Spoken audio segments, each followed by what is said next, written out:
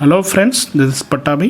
I am an avid traveler and wanted to share the details of my trip to Meghalaya a few years ago. Hope you and your loved ones are keeping safe and looking forward to getting back to a normal life.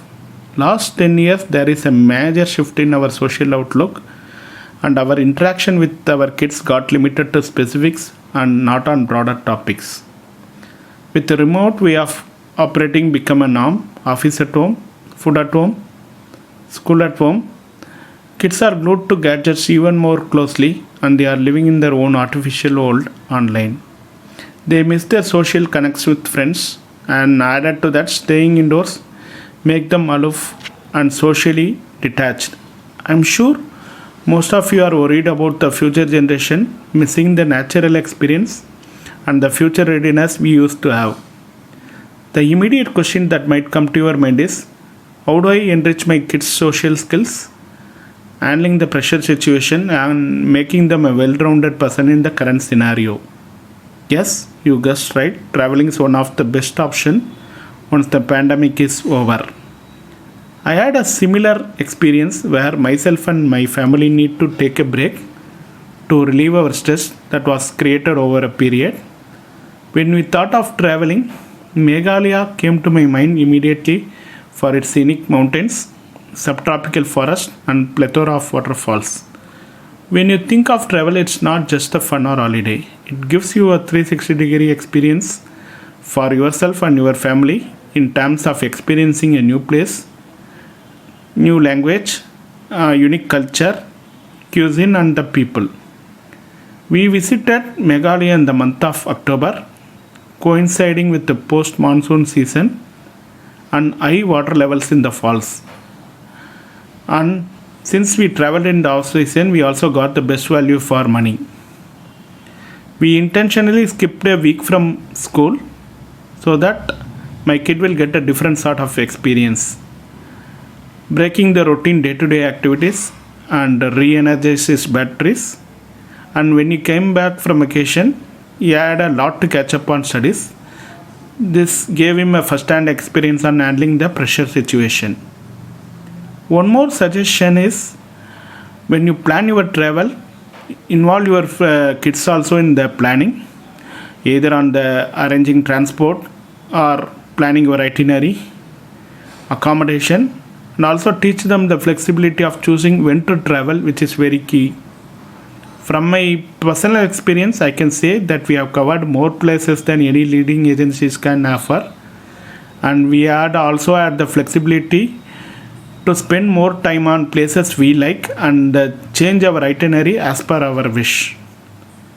The kids will learn planning in real time, adapt to any situation, and tune into right decision making.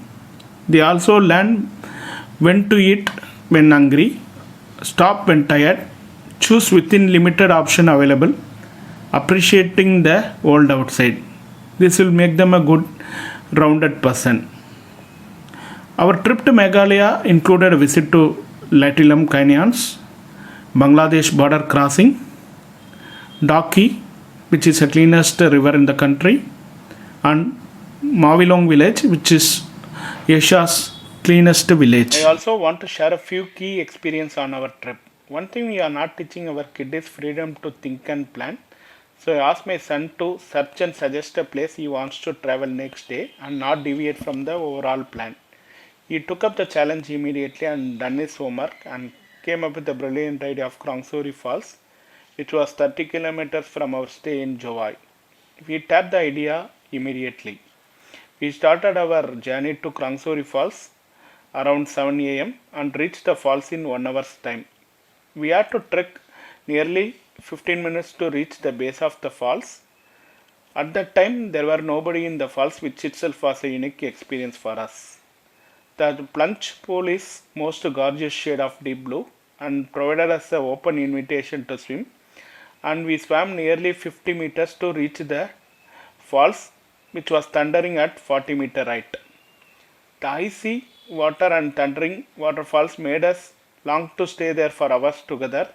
We spent 3 hours in the falls, which was one of the advantage of our flexibility in planning. My suggestion is if you are a falls lover, better to spend a full day there. Another key part to our travel was Daki River, which was the unique experience. We first visited the Bangladesh border, which was 1 hour drive from the Krangsuri Falls, and the Daki Tambil crossing was a revelation. Barring a small stone pillar, there was nothing to suggest it as an international border. We spent nearly 10 minutes for photo shoot and then headed towards Daki River, which was 6 kilometers from the border. The Umgat River is the cleanest river in the country. The water is so clear that the boats are seen floating in the glass. The river is situated amidst lush green forest. It feels like that you are in heaven. We spent nearly 2 hours, which included boating, and we never wanted to leave the place. In my subsequent videos, I will also cover our visit to northeast and the north part of India, mostly Sikkim, Manali and Nainital, and how we can make a cost-effective travel. Thanks.